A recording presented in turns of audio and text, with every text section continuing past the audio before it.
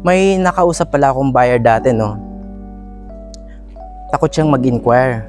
Kasi sabi niya sa akin, hindi niya kasi alam kung qualified siya. Kasi nga, sabi niya, ordinaryong employee lang daw siya, no? Ordinaryong manggagawa.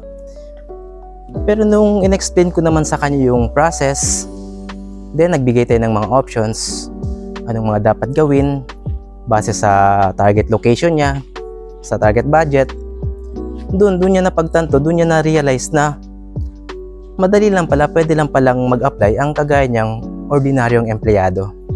Yun lang naman talaga, no? Kailangan lang natin ibigay yung tamang datos.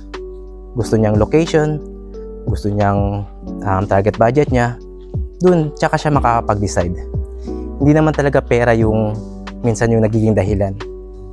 Yung tamang informasyon na kailangan ng buyer. So kung gusto mo ng friendly tips, advice, follow mo lang ako.